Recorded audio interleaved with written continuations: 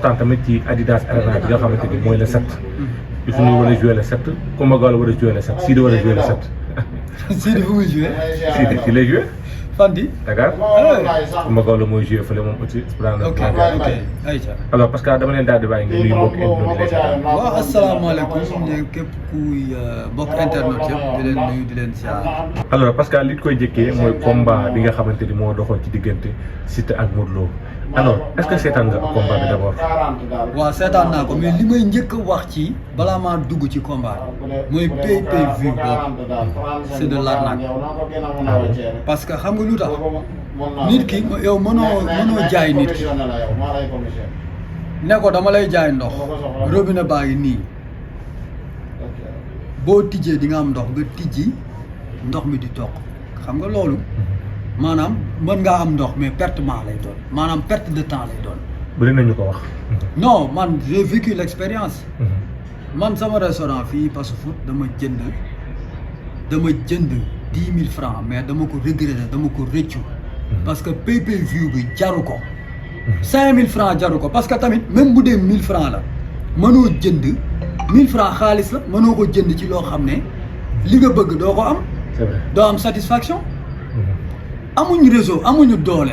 manuñu mais buñ def di ñu sonal. parce que bu ñu jëndee te amuñ li ñu bëgg mënuñoo seetaan combat ji.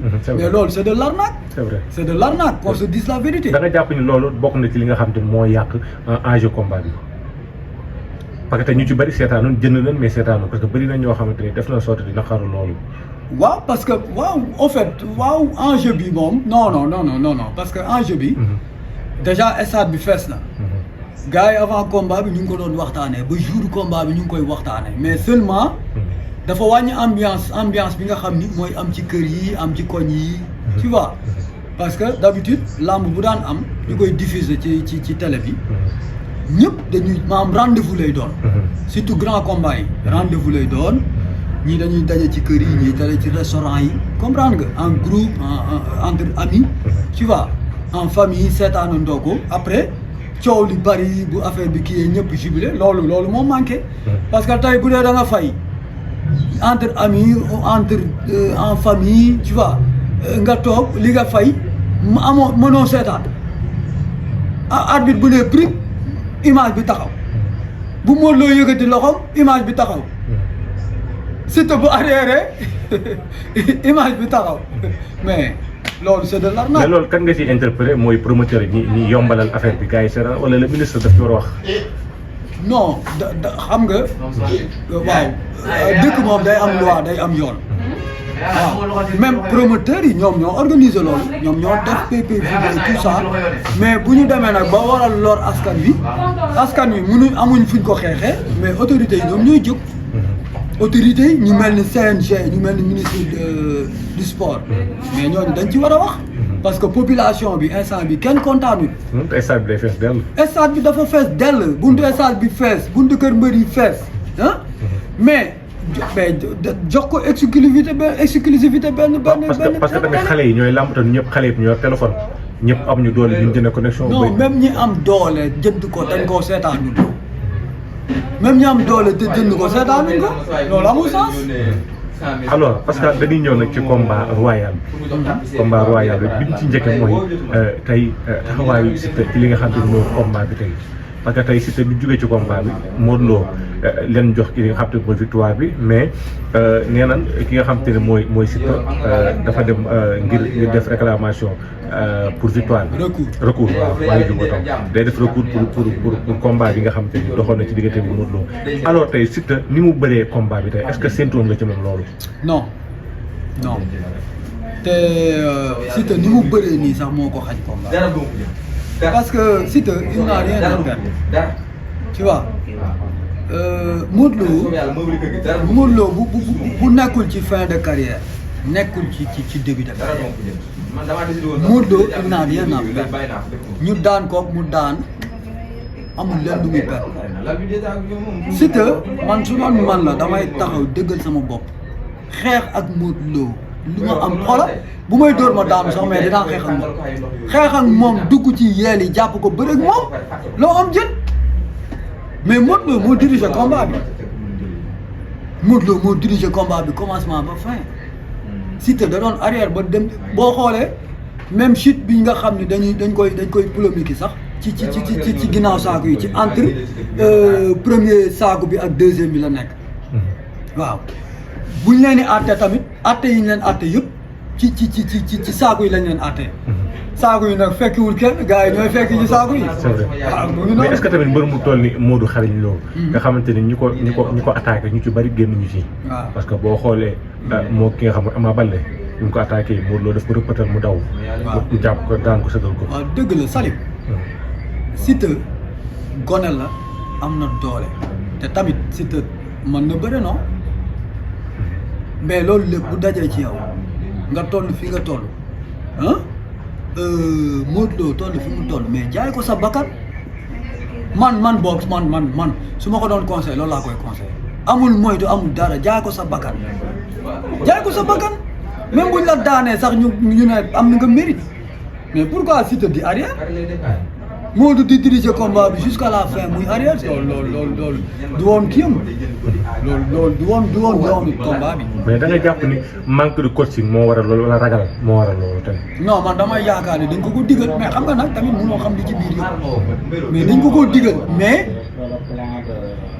booy lire action yi ak Siteu comportement am mais da ngay gis ni kii mu ngi moytu parce que tamit.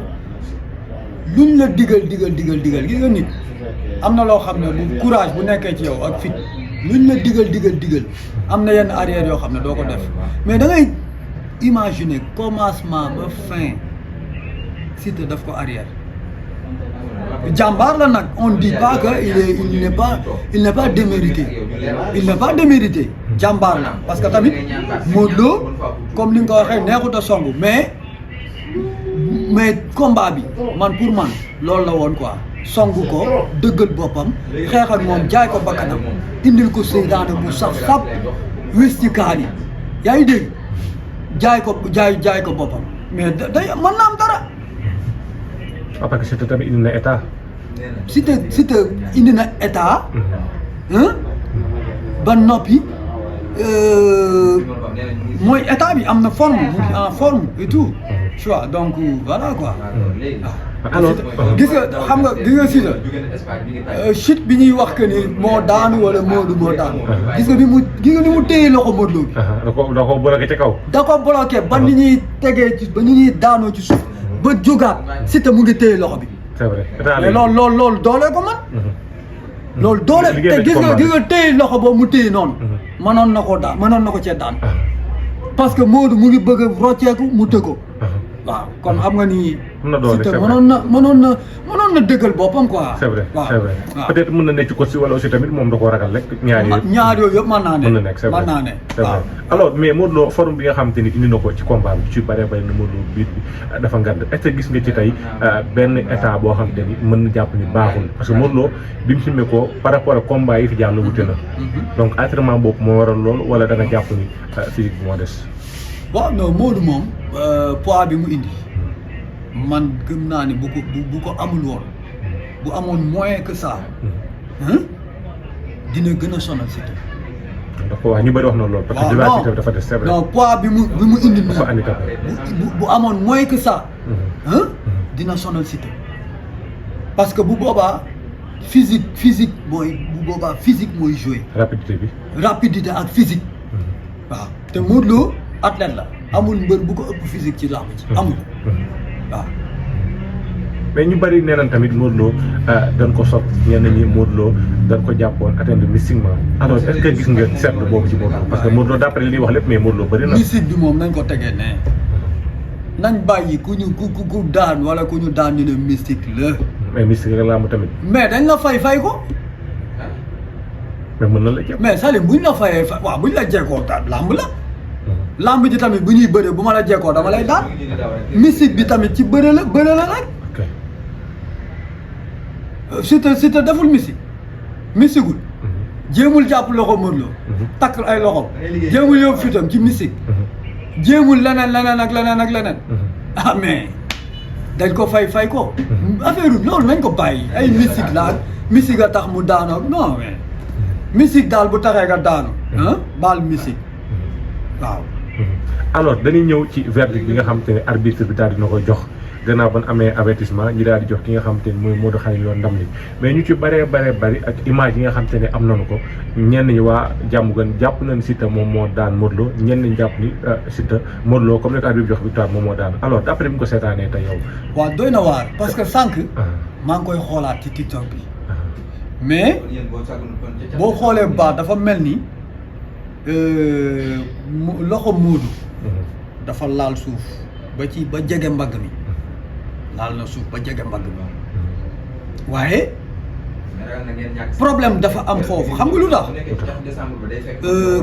caméra yi angle yi taxaw dafa des waaw parce que vidéo yi boo xoolee dañu raté benn angle mooy angle bi féetee nële côté gauche côté gauche Modou Lo ak côté droite Siteu angle boobu leer feeñu problème bi yëpp foofu la mais nduru na ni tamit dañoo témboo waaw nduru na jëlloo parce que ñoom ñaar ñëpp dañoo rëppeelandoo ci suuf dañoo rëppeelandoo kon da ngay dëggal li arbitre wax arbitre non non loolu laa gën a jàpp que jox kenn ci ñoom kii jël victoire ci ñoom loolu laa gën a jàpp parce que bu ñu fàttali ko lamb ji décision arbitrale la jeexee maanaam mooy avertissement yi loolu moom règlement la loolu moom règlement la mais Siteu tamit bëggoon victoire bëggoon couronne bi nga xamante ni dañu ko may sens fekk tey moom bi ñu demee yenn round yi xamoon na ni combat bi bu eggee fii te bëri amul dañuy joxee victoire bi mais dafa mel ne ba tey nangul attaqué Modou Lo loolu moo jaaxal ñu bari non xam nga Siteu maanaam bu daanul Modou Lo du ko wàññiw ko est-ce que comprendre nga Siteu bu ko daanee nag doon na bu ko daanoon doon na mooy wu rëy mais bu ko daanul du ko wàññi dara duñ ne acim bu amee lii décision arbitraire mais loolu Siteu day mel ni ndam ci moom tamit dañ waxam ne tëgg ku mel ni Modou Lo nga tenir ko en échec ñu joxe décision arbitre mais loolu exploit la exploit la alors tey Siteu li nekk ci kanamam parce que démb bi nga xam ne toog nañu ci plateau bi xam ne na soxla na ki nga xam ne mooy Balla Gaye 2 pourquoi pas nañ ko jox waaw mais xam naa ni moom bëgg na gaynde de laaj na gaynde de parce que ñu ci bari nee na Balla Gaye moom combat am du yéex da nga koy daan mbaa mu daan non combat Balla Gaye ak Siteu du yàgg du yàgg te maa la ko wax fii bés bu yàlla dogalee combat bi am du yàgg déjà Balla boo dawee dana la dàqe jël la xëcc la te ñoom ñaar ñoo tolloo corpulence te Balla daa mën a bëri il est technique te bu la xase ba jàpp moom fi muy jàppee ak fi mu lay dóoree ay affaire ñooy ànd dafa gaaw waaw lenn rek la mën a def daanu mooy muy dóor mbasu wala genre yooyu waaw mais bu dee entraîné Balla entraîné la kii moom yaakaaruma ni Siteu dina ko mën a daan wala bu koy daan it du yomb waaw est-ce que Siteu tamit jotul mu xaw a jàng bëri parce que ñu ci bëree bëri bi ñu génnee palmarès am daal ni ñi mu jot a bëri ñëpp traité naan maam bëri wu fi moromam ba daan ko gannaaw Papa Sow mi nga xam ne bu jox Papa Sow ko ne xam ne moom moo ko mag est-ce que Siteu tey coow ëppul ci moom que bëri bi waruñu ko defaraat mu ñëw xam ne làmb ji donte mystique baax na communication baax na mais ak bëri aussi tamit am na ci importance waaw xam nga naa la wax nag benn affaire Salim gis nga am na loo xam ne yàlla moo koy def si ñu gis nga mën a bëri gis nga mën ngaa nekk école classe ngeen jàngandoo am na élèves yoo xam ne luñ jàng dara gis nga bu maître bi expliqué ba pare nañ ci bu composé ñu dóor la dóor yu métti def maanaam don la maanaam da ngay mën ba pare jàng def jàngaat nag def performance entraîner affaire yooyu dama lay wax benn affaire de li na ci moom li mu man daal loolu la man gëw ma ne dina yokk wala mu wàññeeku te sax wàññeeku bi mooy kii waaw su maintenir li mu man muy mbër yëpp nag c'est valable pour tous les lutteurs alors mais dañuy ñëw ci Modou Lo xam naa fa la ñuy tëjee li nga xam te mooy émission bi tey Modou Xarañ Lo ñu ci bëree bëri ne war na mën a jël ki nga xam ne mooy Sa Thiès ndax moo ko def ci xale yi. waaw ñii ni war na jël Balla Gaye te kam ku ne xam na ni Balla Gaye fi mu toll nii noppalul mooy entraînement guddi ak bëccëg. day mel ne couronne bi rek moom moo ko tee nelaw est-ce que tey Modou Lo tey bu duggee ci famille Double Less est-ce que du ko yàqal. te ku ne xam ne famille Aziz Ndiaye ñoom ci Balla Gaye te ku ne xam ne loo mën làmb moom jaral na la lu ne. loo mën làmb de. ñoom mën nañ làmb mën nañ business. te mën nañ seen mbër. macha allah waaw mais bon man je vois bien mieux mu jël Sa Thiès. loolu moo gën a logique pour le moment nii. may ko c'est vrai. loolu moo gën a logique ni mu jëlee Siteu noonu la mën a jëlee Sa Thiès.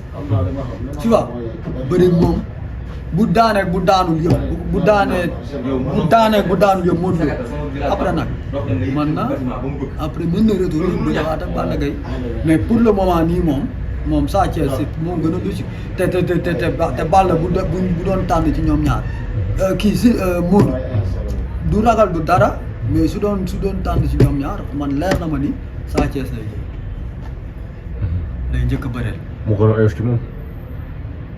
waaw parce que Balla moom bête noire la loolu. te Modou Lo waxoon na couronne bi bëgg na koo bëre ba mu jeex jox ko waa Parcelles waaye couronne bi moom du jóge ci moom loolu la waxoon. waaw loolu de moom xam nga moom loolu moom yàllaay dogal. waaw loolu moom loolu sportif ku nekk ko koy wax. loolu moom kenn du ne man kenn dañ may daan. kenn du ko wax. waaw loolu moom na ko wane te sax si rek. bu ci saxee bu àndee dogalu yàlla mën naa demee noonu. bu neexul yàlla nag neneen lay demee. alors fi ñu koy tëjee dañuy ñëw tuuti showbiz Adidas Arena bi nga xamante ni Wally Ballago Seck war na fa jouer muy le 7 décembre incha allah Wally déjà mu ngi ci préparatif bi parce que tey rek am na répétition 4e jour. alors Wally dañu seetlu keroog ba fa Sidi Diop demee di ko yëgal li nga xamante ni mooy zénith bi Wally daf ñu ko da ngay teel a dem parce que foofu la communication bi mais Wally gis nañ dafa ba tey fi toll nii demagul mu ngi ci répétition bi.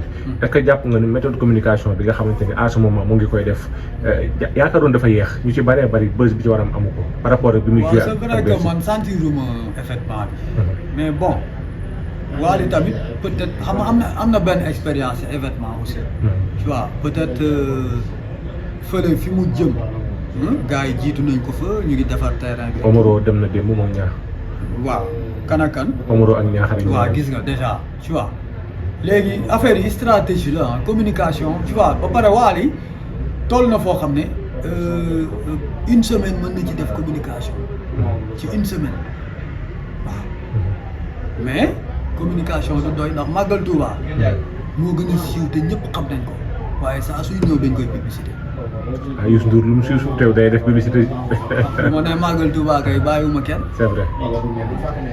communication bi moom wax fa dëgg yàlla Sénégal de sentiruñu xaw ma nag bitim réew. waaw mais Sénégal moom sentiruñ ko de. mais gis nañ kii Sidi Diop li nga xamante ni Eumeu Badiane def na ko muy single bi nga xamante ni moom mooy jaay bis bi gis nañ ku ci mel ni Sidi Diop daa cee apparaître daa cee way. ñu ci bëree bëri rafetlu ko ñenn ñi ni Sidi kat war a def loolu. waaw parce que bu mel ne jubóo ak Wally day xaw a yàq li nga xam ne ni mooy showbiz ban gis-gis nga ci am ci loolu. xoola jubóo ak ñàkk jubóo showbiz bi seen diggante du mës a day man maa la wax loolu sax jubóo ak ñàkk jubóo ci showbiz seen diggante du mës a day t'inquiète pas. alors dernière question Coumba Gawlo Seck démb ñu laaj ko question bi muy fête 40 ans de carrière ñu daal koy laaj question ne ko Coumba disque d'or après bi nga ko amee say morom am ko tey lan la artiste war a mën a def pour mën ko tenir mu xam ne disque d'or wax mayu ko ay liggéey kese moo koy maye daal di conseil ki nga xam te ne mooy Wally Ballago Seck ak ay naataango ñoom Pape Diouf alors kàddu yooyu mu yëkkati tey ban gis-gis nga ci am. conseil yi. waaw mais noonu la. parce que Coumba Gawlo Seck respect pour elle tu vois ténor la diva la yàgg na ci musique yàgg ci showbiz wër àdduna am na expérience war na mën a conseiller ñoom ñëpp war na leen mën a conseiller déjà ñoom rek bu dul dara yaay la ci ñoom c'est vrai waaw donc kon conseil bi lu nice la te puis lu ko war la def rek c'est tout gis nañ kàddu yu ko yaayam yëkkati wax ko ne ko rusloo woo ma ne ko boo duggoon ci leneen rek du ma ko fekkee ndax damaa ragal gàcce muy mel ne complicité bi nga xam te ne am na ko ak ay waajuram loolu dafa yàgg. waaw te kenn mës koo dégg ci loo xam te ne ñàkk fay yàgg. loolu mu nekk référence aussi tamit ci waaye nag baayam mooy ak ndeyam loolu rek ça dit tout dafa yàgg te boo xoolee ku bëgg Wally Seck lu événement bu mu mës a am yaayam dana ñëw taxaw way. c'est vrai seetlu li ma lay wax ba ci plateau télé yi muy def live yi yaayam dana ñëw artiste la yaayam donc mën na teewee ci ay événement waaw bu doon du artiste sax mënoon nañ ko sax bañ a xam mais artiste la bu fa taxawee war na fa taxaw. alors Pascal ku ne xam na ni temps bi xaw na gudd te xam naa ni yaa ngi say activité alors lan ngay tàggatoo ak mbokki internet yi nga xam te ni ñoom ñoo doon si. jàmm ak salaam rek di wax ni réew mi métti na xaalis amul waaw na xaalis am ndax ñu mën a fay bor yi waaw. mais Pascal yow nga xaalis ni nga leere nii. ah ni nga leere nii am nga xaalis. jàmm ak salaam bi rek moo tax ma leer du lenn waaw ak mais dëgg la Salif. réew mi daa miti. c'est vrai waaw léegi ñu ngi ñaan nag gars yi dañ liggéey. réew ndax réew mi neex. mais wàññi nañ li nga xam te ne mooy ceeb bi gerte gi kilo gi les 350 lañ ko def. gerte gi waaw baax na ba tey waaw mais ceeb baa ngi fi diwlin bi. location bi non man am naa yaakaar ni dina baax mais daal léegi moom lu mu des koy làbbali. waaw gars yi daal nañ bàyyi xel ni réew mi métti na gars yi ñu ngi souffrir waaw loolu daal nañ ko bàyyi xel dara doxul dara.